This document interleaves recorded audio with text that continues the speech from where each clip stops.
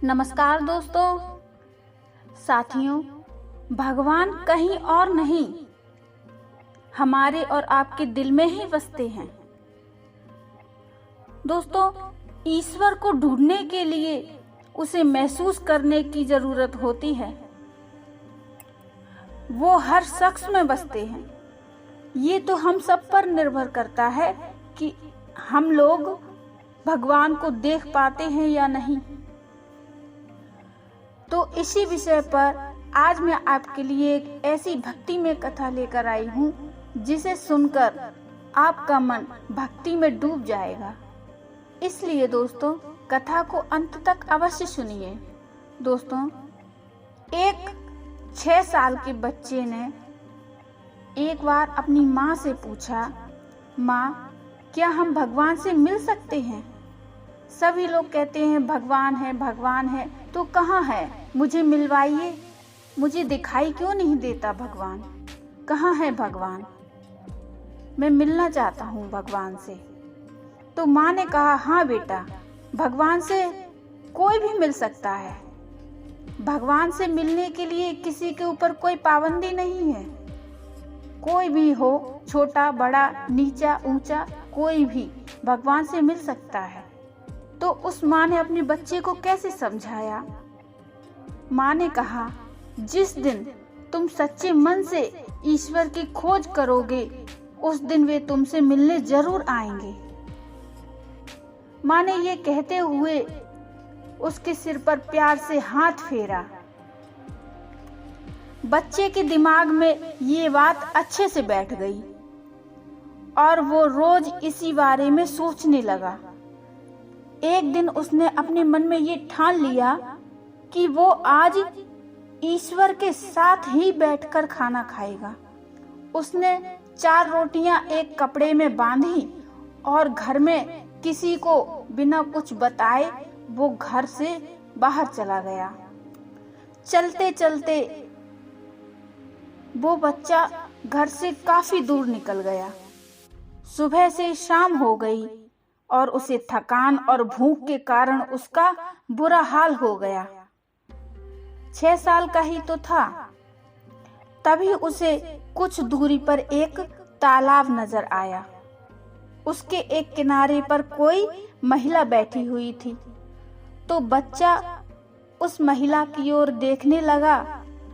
उस महिला की उम्र करीब 70 वर्ष की होगी, लेकिन उसकी उम्र 70 वर्ष की होने के बावजूद भी उसकी आंखों में गजब की चमक थी।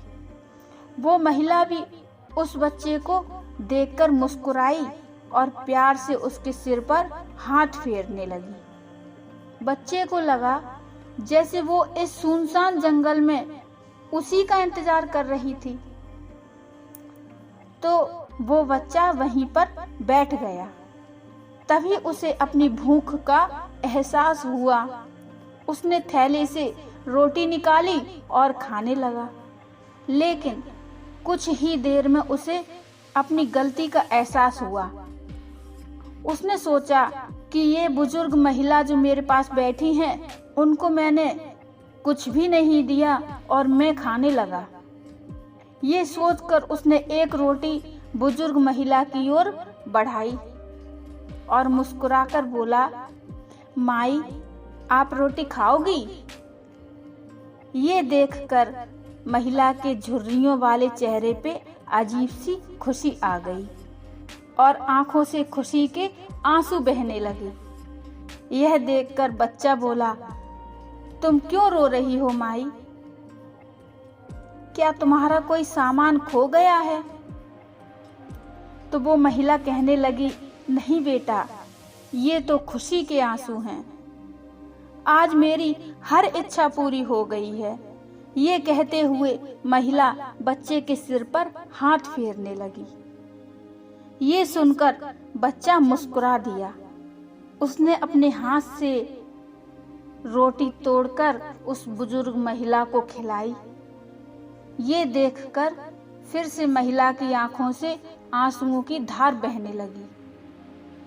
उसने भी अपने हाथों से बच्चे को रोटी खिलाई और उसे दुलार किया। रोटी खाने के बाद बच्चे को अपनी माँ की याद आई। उसे लगा कि घर पर माँ परेशान हो रही होगी, इसलिए उसने उस बुजुर्ग महिला से इजाजत ली और अपने घर वापस लौट पड़ा।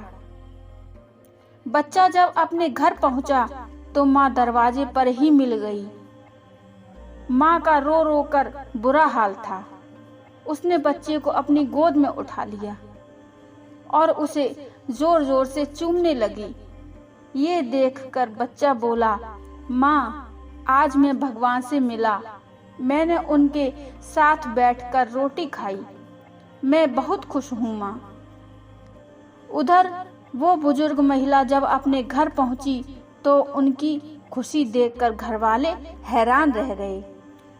घर वालों ने उस महिला से पूछा कि आप कहाँ चली गई थीं? हम लोग कितने परेशान हो गए थे। घर वालों के पूछने पर महिला कहने लगी कि मैं 2 दिन से तालाब के किनारे अकेली भूखी बैठी थी। मुझे विश्वास था कि भगवान आएंगे और मुझे अपने हाथों से खाना खिलाएंगे, क्योंकि मैंने अपने मन में ये निश्चय कर लिया था कि मैं तब तक खाना नहीं खाऊंगी जब तक भगवान प्रभु मुझे अपने हाथों से एक निवाला नहीं खिलाते। आज तो सचमुच भगवान ने मुझे दर्शन दे दिए और अपने हाथों से मुझे रोटी भी खिलाई। दोस्तों, इस कहानी में उस बच्चे और बुजुर्ग महिला दोनों को ईश्वर की तलाश थी। ईश्वर तो कण कण में होते हैं। ईश्वर उनके दिलों में थे, इसलिए उन्होंने ईश्वर का रूप किसी दूसरे व्यक्ति में खोज लिया। ईश्वर को कहीं और मत ढूंढो। ईश्वर तो हमारे हृदय में वास करते हैं। भगवान को ढूंढने के लिए उसे महसूस करने की जरूरत है। वो हर शख्स में बसते हैं। ये आप पर निर्भर करता है कि आप उसे महसूस कर पाते हैं या नहीं, आप भगवान को देख पाते हैं या नहीं। दोस्तों, आपको ये कहानी कैसी लगी मुझे कमेंट में ज़रूर बताइए, और कहानी अच्छी लगी हो तो लाइक कर दीजिए और चैनल को सब्सक्राइब कर लीजिए और बेल आइकन को ज़रूर प्रेस करिए, जिससे आपको हमारी आने वाली नोटिफिकेशन भी मिल जाए और आपको अच्छी अच्छी कहानियाँ सुनने का मौका मिले। तो मिलते हैं फिर एक और अच्छी सी कहानी के साथ। तब तक के लिए नमस्कार। जय जय श्री राम।